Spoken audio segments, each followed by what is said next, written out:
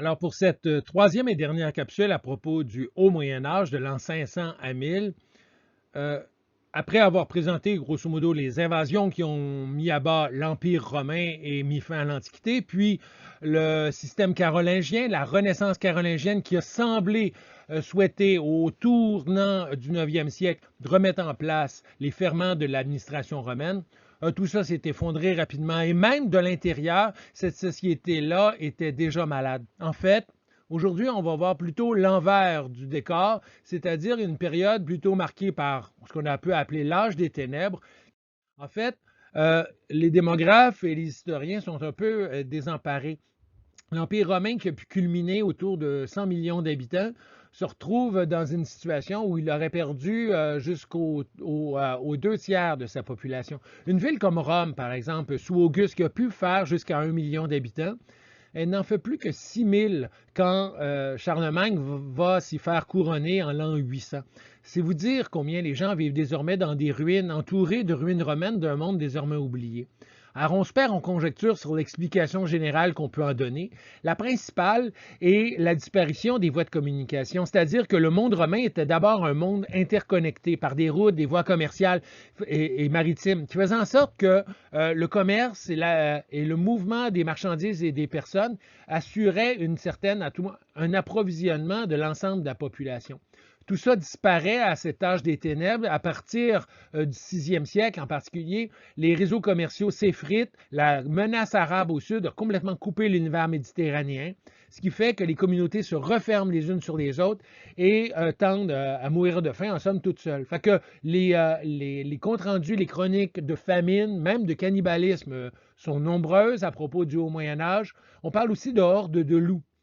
Pour vous, les loups, j'imagine que c'est un animal plutôt sympathique et émouvant, mais c'était le véritable cauchemar des communautés du Haut Moyen Âge. Les meutes de loups pouvaient excéder une centaine d'individus. Ils s'installaient à demeure, surtout l'hiver, dans des forêts à l'orée des villes et menaçaient de mort quiconque sortait des murs. Même certaines villes obligeait d'abord fermer les portes de la ville, mais même à l'intérieur de la ville, il était courant qu'on entende aux portes des maisons les loups gratter afin d'y entrer. Une lavandière qui lave son linge avec son bébé a le dos tourné un instant et elle se retourne pour voir son bébé à la gueule d'un loup en train de fuir. C'est une véritable plaie qui, évidemment, n'aurait pas été un problème si on était en face d'une société organisée et en bonne santé, mais qui s'attaque à une société affaiblie. Autre problème, les maladies endémiques, surtout parasitaires, la bilariose, des problèmes de vers intestinaux. Le plus célèbre et le plus dramatique, et vous en avez une illustration, c'est la lèpre qui est endémique tout le long du Haut Moyen Âge et se poursuit ensuite autour de l'an 1000. Une maladie parasitaire, donc ça s'attrape par l'eau. Le ver s'attaque au derme, donc les parties du corps, le nez tombe en premier, puis les oreilles. À la fin, on n'est plus qu'un tronc, on nous met dans une léproserie et puis on y meurt doucement. Une maladie atroce comment je pourrais dire, dépareille le centre des villes où les lépreux sont sans nom. J'ajouterais un danger encore plus pressant, c'est les bandes armées. Les armées démobilisées, non payées, qui se payent en pillage et qui, laissées à elles-mêmes, s'attaquent aux communautés. Mais le plus grave, c'est qu'elles vont souvent s'emparer des réserves de nourriture, et notamment les semences qui doivent présider à la saison suivante. Si bien que lorsque les pillards entrent, mouent le blé et mangent le pain, il n'y a plus rien à planter venu l'automne. Et là, c'est la communauté entière qui meurt de faim. On va faire en sorte qu'on va devoir trouver des solutions originales au bas Moyen-Âge. Le premier, c'est donc la famine. La famine est préoccupante. Je le rappelle, la population de l'Europe s'écroule durant le Haut Moyen-Âge. On l'attribue généralement, les gens continuent à cultiver, la terre continue à fournir avec les outils dont on disposait sous l'Empire romain, mais puisque les échanges et la monnaie n'existent plus, les communautés sont laissées à elles-mêmes, isolées, menacées, les rendements et les récoltes s'effondrent. Alors, plus de villes, plus de monnaie, les gens fuient les villes pour se réfugier à la campagne.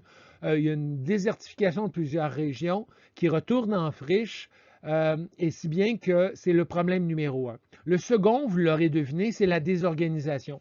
L'ordre romain n'est plus assuré. C'est la loi du talion. Il y a partout des bandes armées. Et si bien que l'autorité traverse une grande crise. Plus de justice, plus d'état de droit. Je vous prie d'imaginer, lorsque, par exemple, Charlemagne arrive dans une région et désigne un représentant de l'ordre, dès qu'il a le dos tourné, j'imagine que l'autre s'empresse de se faire couronner roi et de déclarer la guerre à Charlemagne. Il n'y a aucun moyen, ni légal, ni militaire, d'assurer un contrôle effectif du territoire. Quand Charlemagne se déplace, c'est littéralement avec toute son armée et en faisant en sorte que l'ordre, en espérant que l'ordre demeure derrière lui, ce qui est rarement le cas. Le dernier problème, non moins préoccupant, c'est, de manière générale, c'est l'insécurité, c'est-à-dire des menaces qui viennent de partout.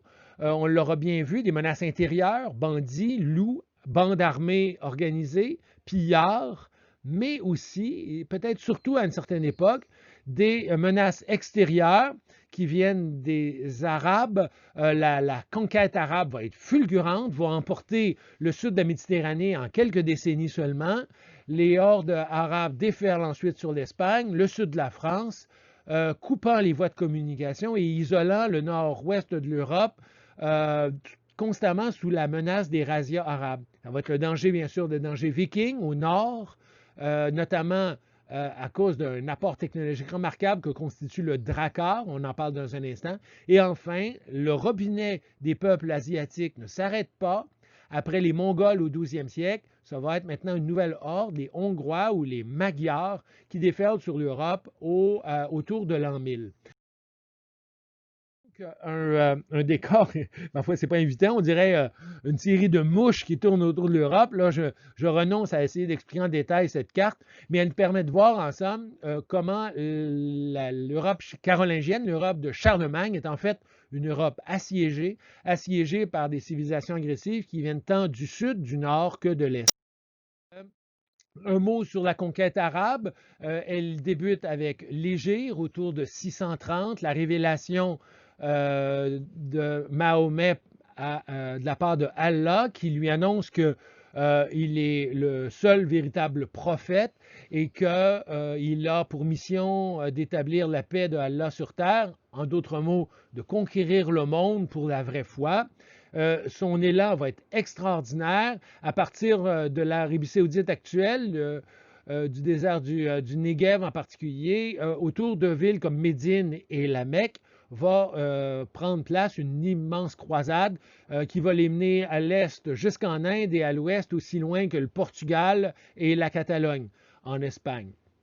Alors, la conquête arabe va déferler comme un feu de brousse sur l'Afrique du Nord, où les peuples, soit Touaregs, les Berbères, sont lessivés par la conquête arabe, les Vandales et les peuples germains qui s'y étaient installés éjectés, de même les Visigoths en Espagne, au profit d'une nouvelle administration, un régime centralisé.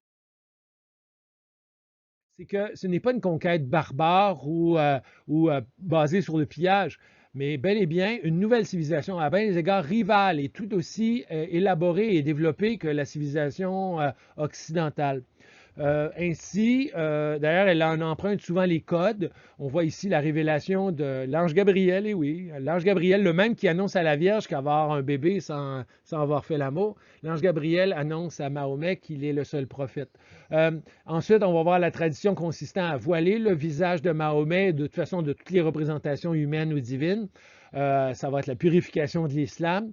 Et c'est la mise sur pied, on collige les sourates du Coran, dictées par Dieu lui-même, parmi lesquels les 5 piliers de l'islam, et on ne s'y attardera pas, mais quand même, jetons un coup d'œil pour constater à quel point c'est néanmoins près du message chrétien, parmi lesquels on retrouve le fameux pèlerinage à la Mecque, là, que doit réaliser dans les conditions idéales chacun des croyants, la prière, 5 fois par jour quand même, le jeûne, notamment durant le Ramadan, qui s'apparente au carême des chrétiens, l'acte de témoignage, Allah est seul Dieu et Mahomet est son prophète, qui est en somme une foi, les témoignages de foi, et l'aumône, en somme la charité due aux plus pauvres de la part des plus riches. En somme, une religion très proche des chrétiens, qui puise au même fond judéo-grec,